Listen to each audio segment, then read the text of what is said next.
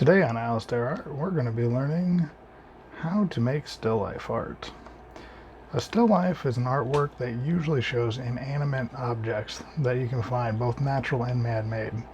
Things like flowers, food, you can find cups, vases, pitchers, you can even find plates, other objects, shells, books, jewelry, money, anything really that's not going to move on you, you can put into a still life. Still life paintings have been around a long time. There are paintings that have been found in ancient Egypt that were put on the insides of some of the tombs.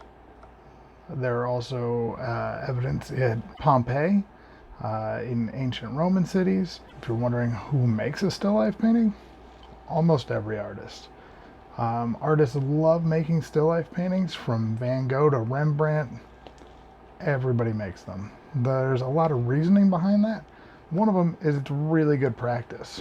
But two, if you're trying to make something like a landscape, you go outside, if you come back later in the day or the next day, there's a good chance the landscape will have changed. Whereas if you try to paint a portrait, especially a long time ago, you actually had to have people sit still for however long it took to make a portrait, which could get very tiresome. And then people didn't want to necessarily stay in the same position. They moved. Things were kind of difficult. With a still life, it just sits there. You can work on it, leave, come back, and unless something drastic happened or you move something, everything's right back where you left it. So lots of artists love making still life paintings. You can really make a still life anywhere. The reason for that is you just have to set stuff up. Now, it's a good idea to set things up someplace where they're not going to move around, but you can set them up on a table, on a desk, a chair, the floor, on a counter, really any place you know that the things aren't going to be moved on you. So the really important thing that we're going to look at today is not only a still life, which is inanimate objects that don't move that you can draw. We're going to look at what's called a viewfinder. A viewfinder makes it so where we take what you actually see in the real world and it just kind of focuses everything down onto what it is that we actually want to create. Now, if you look at the box that I drew around the viewfinder, you can see the red edge. Those would be the edges of the paper. So anything that's inside the viewfinder is what I would draw. I would not be drawing any of the desk or the stuff in the background, only the things that you can see within the viewfinder. Now, if you're wondering what a viewfinder is, a viewfinder is simply a tool to help crop out what you're not going to see in your picture. Cameras come with viewfinders, kind of like this one. This would be the viewfinder right here, and when you look through the viewfinder, it crops the world so that you're only looking at a small portion of what there is. The type of viewfinder we're going to be using and making today is one more associated with drawing, and it's just simply called a viewfinder. Next, we're going to go over how to make your own viewfinder just using some simple paper. I'm going to use a post-it note, a ruler, a pencil, and some scissors. After we go over how to make the viewfinder, I'll show how to make your own still life. Just set up your own scene, use your viewfinder to help crop out, and then you draw what you actually see. At the end of the video, I will show some different examples that people I've taught in the past have made. I hope you guys enjoy. For making our viewfinder, I'm just going to start with some really quick basic math. Our paper is usually 9 by 12 that we're using. Sometimes it is in different sizes, in which case the ratios would be different. But if we divide both sides by 3, we get 3 by 4, which is still going to be too big to make our viewfinder. So I'm going to take both sides, divide them again, but this time by 2, which gives us 1.5 by 2.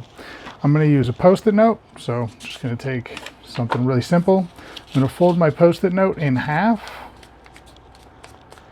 And what I'm going to do is we are going to make our actual viewfinder. And the way I'm going to do this is on the side that is folded closed, so you can see open, on the side that's folded closed, I'm just going to try to find a spot kind of near the middle. And what I'm going to do is I'm going to go 3/4 of an inch in, because this will double when we end up cutting our viewfinder out. So I'm going to do about 3/4 of an inch. Make sure not to always go to the end of the ruler, because like this ruler does not start at the 0. There's a nice big gap there.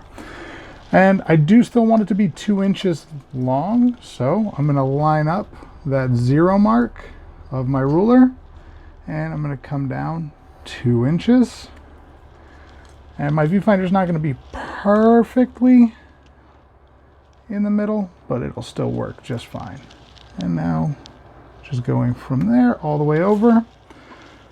Last step we have to do is to actually cut. So I'm just going to keep my paper folded, and you want to make sure that you are cutting on the fold while the paper is still folded. And I'm just going to simply cut up, turn,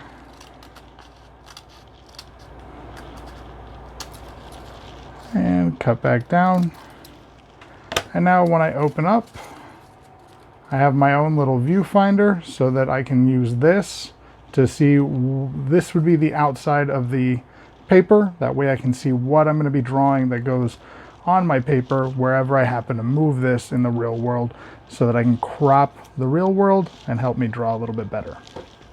Now that we have our viewfinder, I'm going to go ahead and start drawing. I like to start by putting a little grid on my paper, in this case the whiteboard, just so I can see where things are about halfway in to the picture. Then I just start to draw out my shapes. I try to draw ellipses for things that look circular, like the toilet paper or the top of the wipes, the Clorox wipes. And then I try to just kind of look at what direction the lines for things like the boxes are going. But the big thing is just kind of take your time, try to look especially at what you actually see. Look inside that frame, and using your viewfinder, try to draw what you see, not what you know. You know all the sides of a Clorox box, or you know that the top of toilet paper is a circle. Don't draw it as a circle, draw it the way that you actually see it, which can be difficult because you have to kind of teach your mind. Now on to some other examples.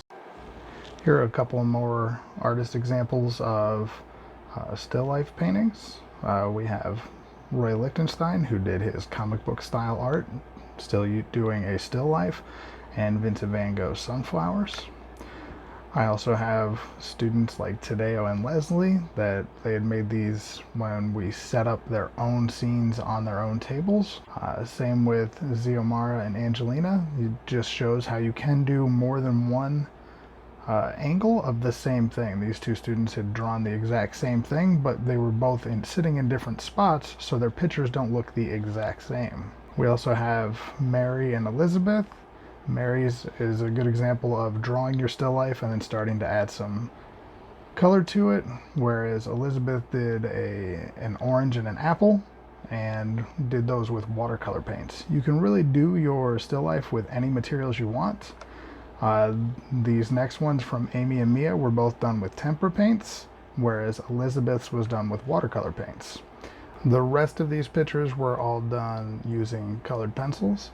We have Lindsay and Hannah. They were looking at a very large scene. In the scene there were things like chairs and flowers and a globe, all stacked in the middle of the room. And they were both looking at the same thing, but you can see they used their viewfinders differently. One person, Hannah, did the entire scene, so she had the viewfinder definitely closer to her, whereas Lindsay was either sitting closer or extending her viewfinder further, so she was just focusing on more the bottom of the chair and the basket of flowers. We look at people like Donna and Natalie. They also had the same scene. And you can again see how different they look based on where these people were sitting in the room and how they were using their viewfinders. You can also use your viewfinder vertically. Just make sure to turn your paper vertically as well, like Yakali, Sierra, and Alexa all did. I would love it if you guys set up your own still lifes at home by putting together any materials that you can find. Try to find things like if you have flowers, if you have computers, books, video games, whatever it is, put those things together. I'll arrange them in some kind of unique way, and then you're going to make your own still life. And the more things that you put in it that are about you, it'll be almost like a self-portrait still life, because those things will all be representative of you. Can't wait to see what you guys make. Have a great day.